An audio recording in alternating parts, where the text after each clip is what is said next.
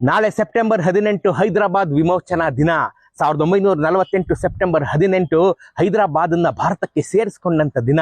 ಇಡೀ ಭಾರತದ 545 ಸಂಸ್ಥಾನಗಳು ಬ್ರಿಟಿಷರ ಜೊತೆ ಸೇರ್ಕೊಂಡು ಅವ್ರ ಜೊತೆ ಆರಾಮಾಗಿದ್ದಂಥ ಕಾಲದಲ್ಲಿ ದಕ್ಷಿಣ ಭಾರತದಲ್ಲೇ ಮೊದಲ ಬಾರಿಗೆ ದಕ್ಷಿಣ ಭಾರತದಲ್ಲೇ ಏಕೈಕ ಮಹಾರಾಜ ಬ್ರಿಟಿಷರ ವಿರುದ್ಧ ಸಡ್ಡು ಹೊಡೆದು 1857ರ ಸ್ವತಂತ್ರ ಸಂಗ್ರಾಮದ ನೇತೃತ್ವ ವಹಿಸಿದವರು ಸುರಪುರ ಸಂಸ್ಥಾನದ ಮಹಾರಾಜ ನಾಲ್ವಡಿ ವೆಂಕಟಪ್ಪ ನಾಯಕರು ಕಣ್ರಿ.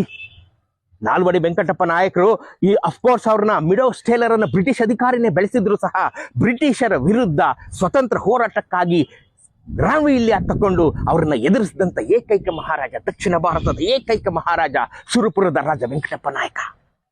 ಯಾರಿಗಾರು ನೆನಪಿದೆಯೇನ್ರಿ? ಯಾರಿಗಾರು ಗೊತ್ತಿದೆಯೇನ್ರಿ? ಈ ನೋವು ಯಾರಿಗಾದ್ರೂ ಗೊತ್ತಿದೆಯೇನ್ರಿ? ಈ ರಣವೀಳ್ಯದ ಕಥೆ ಯಾರಿಗಾರು ಗೊತ್ತಿದೆಯೇನ್ರಿ? ಈ ಘೋರ ಯುದ್ಧದ ಕಥೆ ಯಾರಿಗಾರು ಗೊತ್ತಿದೆಯೇನ್ರಿ? ಸುರಪುರದ ರಾಜ ವೆಂಕಟಪ್ಪ ನಾಯಕರ ನಾವೆಲ್ಲ ಬ್ರಿಟಿಷರು ಮರ ಮೋಸದಿಂದ ಬಂಧಿಸಿ ಅವ್ರನ್ನ ಟ್ರಯಲ್ ಕರ್ಕೊಂಡು ಹೋಗ್ತಾರೆ. ಅದು ಬಹಳ ದೊಡ್ಡ ಕತೆ. ಆದರೆ ಬ್ರಿಟಿಷರ ವಿರುದ್ಧ ತಿರುಗಿ ಬೀಳುವಂಥ ಸಾಹಸ, ಧೈರ್ಯ, ಮನೋಸ್ಥೈರ್ಯ, ಕೆಚ್ಚೆದೆಯನ್ನು ಪ್ರದರ್ಶಿಸಿದಂಥವ್ರು ಇದೇ ಸುರಪುರದ ರಾಜ ವೆಂಕಟಪ್ಪ ನಾಯಕರು. ಇವತ್ತು ಆ ಪುಣ್ಯಭೂಮಿ ಸುರಪುರದಲ್ಲಿ ಇದ್ದೀನಿ. ನಾಳೆ 18ನೇ ತಾರೀಕು ಎಲ್ಲರೂ ಅವರು ನಾನು ನೆನೆಸ್ಕೊಳ್ಳಿದ್ದೀನಿ. ಸ್ವತಂತ್ರ ತರೋದಕ್ಕೆ ಶ್ರೀಕಾರ ಹಾಕಿದಂಥ ರಣವೀಲ್ಯ ತಗೊಂಡಂಥ ತಮ್ಮ ಪ್ರಾಣ ಬಲಿ ಕೊಟ್ಟಂಥ ಮಹಾರಾಜ ಸುರಪುರದ ಮಹಾರಾಜ ನಾಲ್ವಡಿ ವೆಂಕಟಪ್ಪ ನಾಯಕರು. ಅವ್ರಿಗೊಂದು ಹೃದಯಪೂರ್ವಕ ನಮನ.